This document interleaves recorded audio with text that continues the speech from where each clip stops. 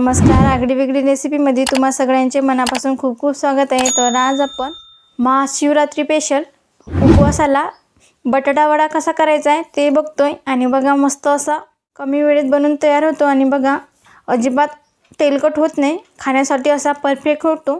तर तुमचा सुद्धा बटाटा वडा असाच यायला हवा, त्यासाठी तुम्हाला संपूर्ण व्हिडिओ बघायचा आहे।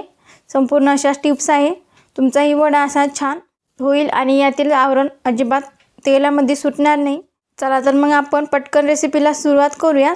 पण त्या अगोदर जर तुम्ही चॅनलवर नवीन असाल तर पटकन सबस्क्राइब करा आणि त्याचबरोबर बेल आयकॉन हिट करून ऑल सिलेक्ट करा। चला तर मग मस्त असा खमंग रुचकर उपवासाला बटाटा वडा बनवायला सुरुवात करूया। आणि त्यासाठी लागणारे साहित्य पाहूया।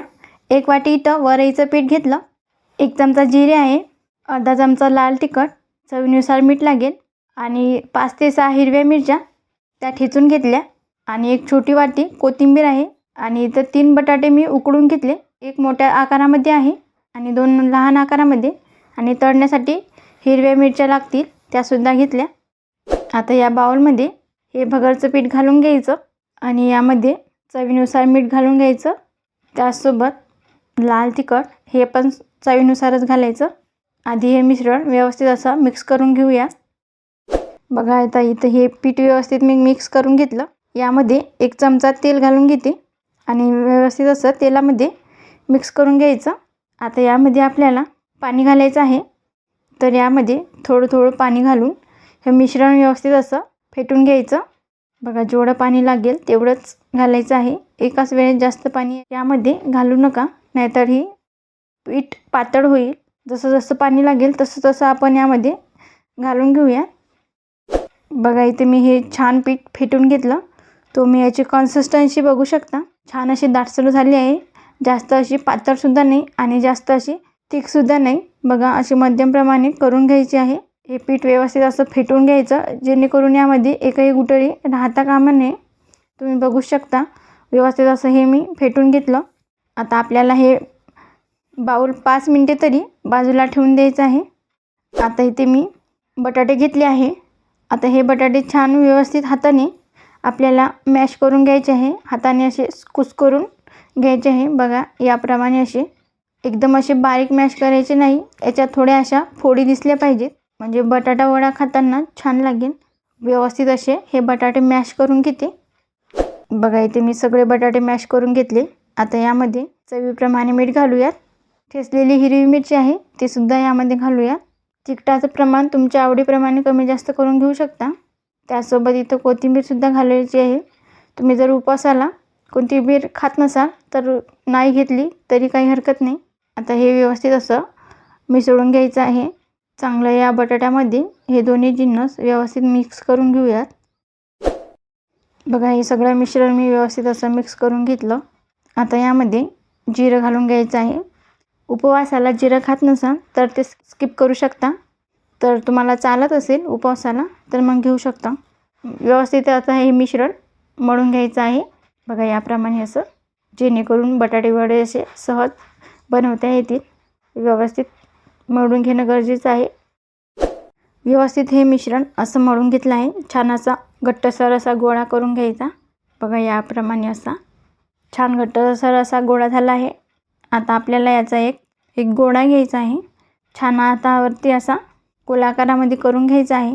बघा व्यवस्थित अशा दोन्ही हाताच्या मदतीने गोलाकार देऊन द्यायचा आणि नंतर मग बोटाच्या साहाय्याने त्याला थोडं चपटं करून घ्यायचं आहे। किंवा मग तुम्हाला असे चपटे वडे करायचे नसतील तर तुम्ही गोलाकारामध्ये लाडूसारखे सुद्धा करू शकता। आणखी मी तुम्हाला एक करून दाखवते। बघा याप्रमाणे असा एवढा आकाराचा गोळा घेतला आहे, त्याला सुद्धा आकारामध्ये करून घ्यायचं आणि नंतर मग हाताने असं बोटाच्या साहाय्याने चपटं करून घ्यायचं। बघा परफेक्ट असा झाला आहे। आता याचप्रमाणे बाकीचे सुद्धा सगळे वडे इथं आपल्याला करून घ्यायचे आहे। बघा इथं गॅसवर मी कढईमध्ये तेल गरम करण्यासाठी ठेवलं आहे आणि त्याचसोबत इथं वडेसुद्धा आणि हे बॅटरसुद्धा छान व्यवस्थित सेट झालं आहे। तुम्ही बघू शकता मस्त याला अशी थिकनेस आली आहे। आता या बॅटरमध्ये आपल्याला हा बटाटा वडा घालून घ्यायचा आहे। बघा याप्रमाणे मी यामध्ये घालून घेते आणि चमच्याने यावर हे मिश्रण घालून घेते। या बॅटरमध्ये व्यवस्थित हे मिश्रण कोट करून घ्यायचं. आता यामध्ये मी चमच्याच्या साहाय्याने हे वडे सोडणार आहे. तुम्हाला हवं असेल तर तुम्ही हाताने सुद्धा सोडून घेऊ शकता, पण मी यामध्ये चमच्याच्या साहाय्याने हे वडे सोडून घेते आहे. बघा याचप्रमाणे दुसरा वडासुद्धा असाच घ्यायचा, या बॅटरमध्ये कोट करून घ्यायचा. बघा सहज यामध्ये बॅटर असं चिटकून बसते. आता लगेच अलगद हाताने तेलामध्ये आपल्याला हा वडा सोडून घ्यायचा आहे. यामध्ये मी प्रत्येकी असे 2च वडे तळून घेणार आहे, जास्तीचे वडे तळणार नाही, जेणेकरून व्यवस्थित हा वडा तळला जाईल. आता पलटवण्याची अजिबात घाई करत नाही, तर एक बाजू छान अशी तळून घ्यायची आहे आणि नंतर मग पलटी करून घ्यायची. बघा इथं एक बाजू चांगली अशी तळून झाली आहे. आता लगेच याला पलटी करून घेते. बघा सहज असा वडा हा तळला जातो, अजिबात चिटकून बसत नाही, फक्त तेल व्यवस्थित तापलेलं असावं. चांगल्या प्रकारे आता हे वडे मी इथं तळून घेतले आहे. मस्त याला असा खरपूस रंग आला आहे. आता हा वडा मी काढून घेते. बघा काय कमाल दिसतोय, रंगही छान आला आहे, मस्त असा झाला आहे हा वडा. हा सुंदर वडा काढून घ्यायचा आहे. आता याचप्रमाणे आपल्याला सगळे वडे तळून घ्यायचे आहे. बघा इथे आपले उपवासाचे बटाटा वडे बनून तयार आहे. काय कमाल दिसत आहेत आणि रंगही छान सुरेख आला आहे. महाशिवरात्रीला तुम्ही ही वडे नक्की बनवून खा. उपवासाला मस्त असे बटाटा वडे झालेच पाहिजेत. आणि तुम्ही बघू शकता मस्त असा जाळीदार हा वडा झाला आहे. बाहेरचं आवरणसुद्धा छान असं कुरकुरीत झालं आहे, खाण्यासाठी परफेक्ट झालं आहे. आणि त्यासोबत इथं तळलेल्या मिरच्यासुद्धा आहे, तर तुम्ही मिरच्यासोबत खाऊ शकता. नारळाची चटणी असते त्यासोबतसुद्धा ही वडे तुम्ही खाऊ शकता तुमच्या आवडीप्रमाणे. तर तुम्हाला आजची रेसिपी कशी वाटली लगेच कमेंट करा. तुम्हाला जर आजचा हा व्हिडिओ आवडला असेल तर लाईक करा. जास्तीत जास्त तुमच्या फ्रेंड किंवा फॅमिलीसोबत शेअर करायला विसरू नका. तसेच आगळी वेगळी रेसिपीला सबस्क्राईब करायला विसरायचं नाही.